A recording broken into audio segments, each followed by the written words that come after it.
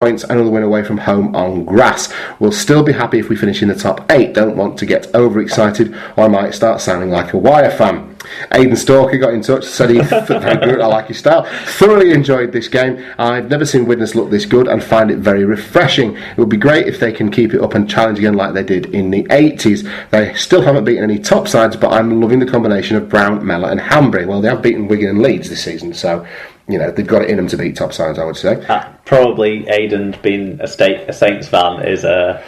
We'll see how they fare on Easter Monday. See how we do Easter Monday, yeah. Okay, Paul, Andy Barker, tough game which Widnes deserve to come out of on top. I see enough in Wigan, however, to think that with Tompkins and Williams back and fit, they will win the league. Fair enough. Paul Ludo Lewis got a couple in for us. Delirious is an understatement. We won away at Wigan and we deserved it too. Could have been more with obvious yellow cards being missed and a possible 8-point try. Which?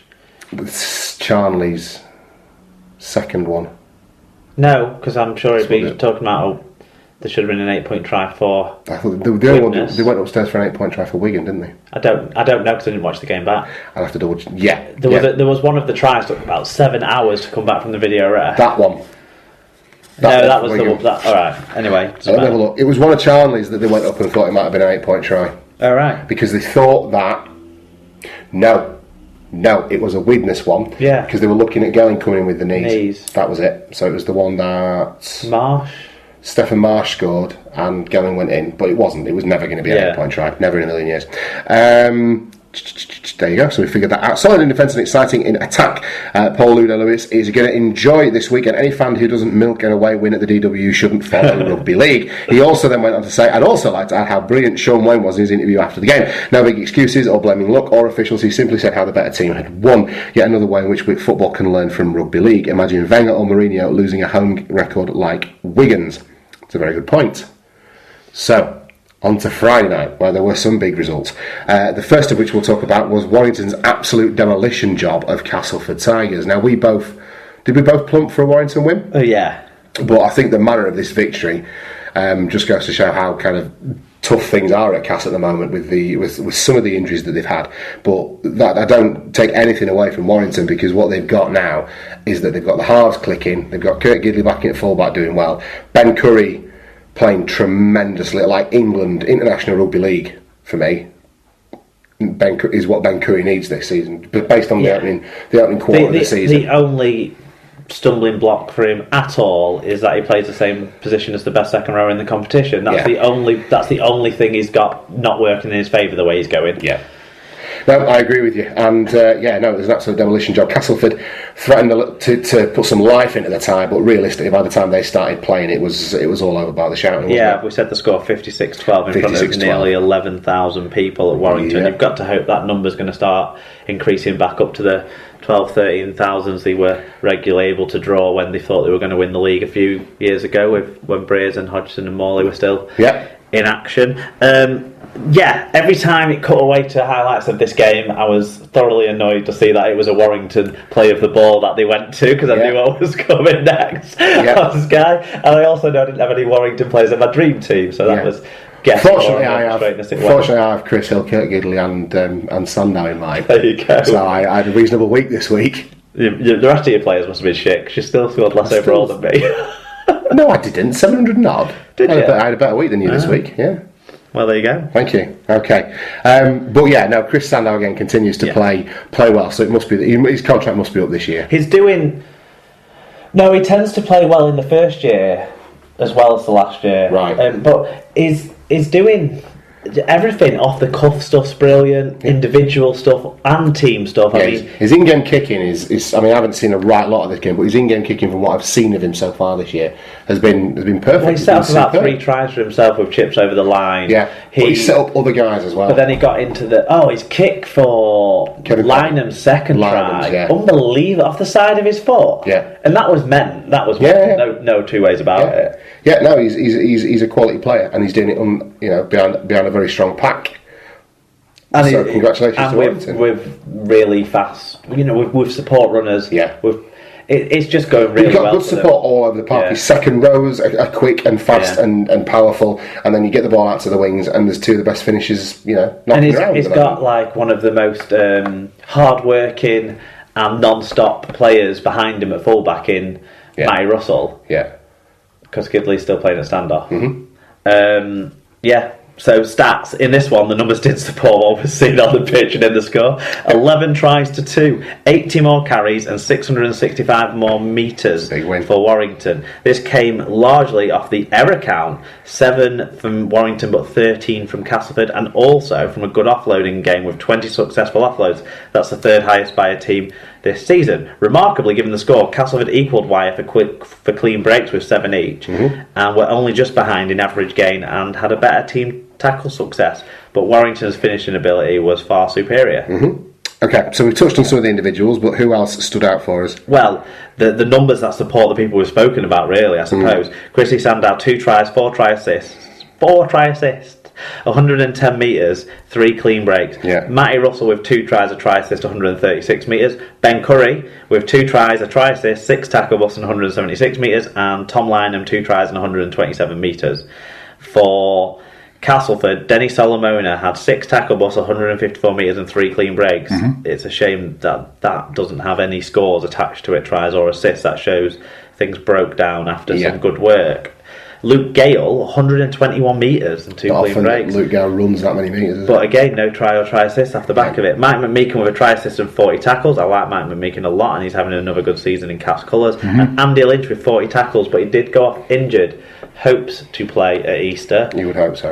But maybe not both games, for sure. Very important for Cass. Okay, Tyler Cassafan got in touch. He says, like I said last week, we can't cope if we're unable to field the first choice team. We'll be bottom 4 in a couple of weeks. #fucked off. Tom Ackley 99. Pack absolutely dominated Cass, allowing Sandow to produce another top performance. Lee Whitnell got in touch. Fantastic. Cheers, Lee. Why we're electric tonight. At times, Jack Hughes was a worthy man of the match. But most of the team could have been legitimate. Shout, we've clearly been working on our offloading. I saw more tonight than all of last season, and it was used to good effect to open up a depleted Cass side. Sam Rowlett, she got in touch and said Cass never seemed to recover from Sandow's opening try. Wyre's second row, brilliant. Jack Hughes is looking like a brilliant signing. Hopefully Brad Dwyer's injury is not too serious, because he went off with a leg injury, didn't he? Good Friday versus Widnes is shaping up to be the biggest game between these two sides for possibly 20 years. Yeah, I'm looking forward to that one. Fat Boy Rob got in touch. He said we got the shoeing that I predicted last week. Wyre were far superior from the very first tackle, where they made 40 odd yards to the very last minute. The scary thing is that Cass didn't actually play that badly. Warrington were just too good for us in every department. It could actually be their year. Craig Marlson, who's a Cass fan, said early season promises quickly been replaced by where is our next win coming from. Wyre were too big, too strong and too good. Hope we can turn it around. Supercoach Powell has some work to do. And Paul Ludo Lewis simply said, okay, now I'm really starting to worry that it could be their year. It's pointing in that direction, really, based on the first few weeks. Yeah, I've not seen enough of them to be sure. Yeah. But what I have seen is very good. Yeah. The game against Leeds, it'll be at the start of the season, is the only full match of theirs I've seen, I think, so far. Yeah. And their defence in that game was every bit as good as their attack seems to have been in this game. Yeah.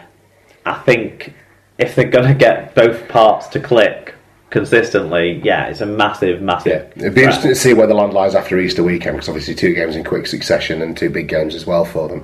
That might answer some questions. If they can come through Easter winning both games, then that will put them in good shape. Meanwhile, on Friday night, though, over at Headingley, it was Leeds versus St Helens. Now, I chopped and changed a little bit on this, because on the show I predicted a St Helens win, but then as it was announced that Danny Maguire was going to be playing for Leeds, I nipped on the Super Brew and changed my prediction slightly and went for a slender Leeds victory. Now, Danny Maguire didn't end up playing for Leeds in the end, but Leeds did roll out at 30 points to 18 winners. And it was an interesting game, really, because the first 10 minutes, Leeds were sensational. They played brilliant rugby and shot out to a 16-point lead, and then I don't know whether it was an attack of sportsmanship or what, but St Helens were able to grind their way back into the game and made a fist of it. And then from that point on, it became a pretty scrappy affair. Really, it wasn't the best viewing, really, but credit to Leeds, this was the sort of result that they needed to get their season started, and really you felt that if they'd lost to St Helens at home, then that would have really put them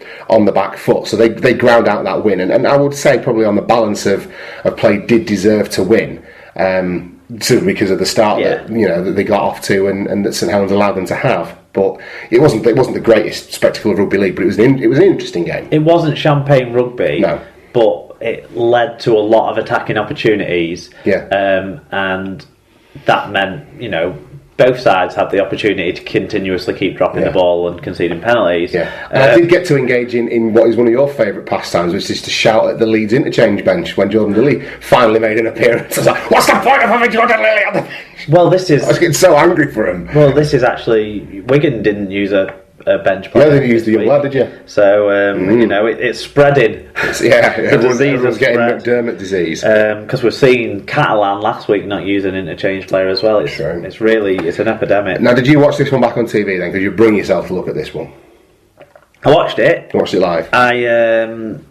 I found it hard to stay engaged in the game because it was so stop-start. And unlike the Wigan game the night before, where the first 40 minutes would have passed by with hardly any interruptions, scrums or what have you, this was not like that. No, true. There was a lot of scrums being put down or balls being kicked out of play, and it just wasn't... It made it harder to watch, like you say. Yeah. But both teams in the second half certainly toughed it out a lot more, but still we're making plenty of mistakes, and I think that's what you take away from this game. That's what makes it hard to talk a lot about this game. Because I just feel like it was nice to see how many times can I say they kept fucking dropping the ball? It was nice to see Jamie Jones-Buchanan playing. He had a good game, didn't he? I thought he did all right. In fact, Carl Ablett had a decent game as well. I thought the finish for his try, Jamie Jones, was awful. With just his jammy finishing. It was how he managed to keep hold of the ball was remarkable, given how much of a ham-fisted attempt he'd had to hold the ball in the first place. But Ablett, he had a decent game and had to play in a couple of different positions with Hall going off, the latest Leeds player to suffer some sort of injury. You'd hope not too seriously as well, wouldn't you? Yeah, I'm not sure exactly what happened, but he hasn't been setting it alight either this year. On the other flank for Leeds, though, Hanley, I'm really starting to get a big wrap round Ash Hanley. I think there's been times he's been bounce back ability. He's been through some adversity, and he's made some errors that have been costly in small portions of games and stuff. But the kid backs himself, and he scores, and he can finish well, and he's. He looks like he should be. He looks like an IT graduate, and he runs like an absolute bulldozer. I really like the kid, and he's good under a high ball 8 out of 9 times. So I'm starting to sort of quite rate the kid. Yeah, I like him. It won't be easy to just slot Tom Briscoe back in to that side. Well, if the kid keeps playing like he can do. You might have said that last year, but Tom Briscoe came back in and scored 5 tries in the Challenge Cup final, so I think we're alright. I think we could have all scored those tries. No, we couldn't. Okay, I'm woeful. Yes, but we couldn't have scored some of those tries. But the point I'm making is that Ash Handley is playing well enough to potentially keep Tom Briscoe out of the side. His performances have been of that calibre. He is, yeah. Although I fully anticipate Tom Briscoe to come back into the team. Yeah, because the Kind Horse had been playing well, but he lost his way out of the side when the other players returned. Shall we get on to the stats? Because I feel like I don't have a great deal more to say about this one. I wish I did. But the stats tell you a lot here. That first 15 minutes, Leeds looked electric. Yeah, well, Galloway was really strong, and actually Mullally came off the bench and wasn't too bad either. But it was that second sort of interchange prop situation that I don't necessarily think helped them out massively. 20 clean breaks in the game is the highest this season and tied 8th since SLP began. So that makes you sound like it's, exciting. But that's probably the end of the positive numbers. 82 total missed tackles was the highest single game count in that number so far this season, an unwanted record for the two sides. The 32 combined errors also ties the season high, and it was this number that epitomised the game most. It was also the most decisive number, with Saints making 21 to Leeds' 11 handling errors. Outside that, 2 fewer penalties and 2 more breaks, Leeds were narrowly beaten on most key numbers by Saints. So error count was significant in Leeds' 5-3 victory. Yeah, it was. And St Helens completed at something like 56% in the second half, so it's easy to see why Leeds were able to get over the line in this one, really. Definitely, yeah. There were still some people who had some good performances. Oh, yeah. And so we can bestow some praise on these guys now. Zach Hardick has 7 tackle balls, 110 metres, 3 clean breaks and 3 successful offloads. Showed a little bit more of the Zach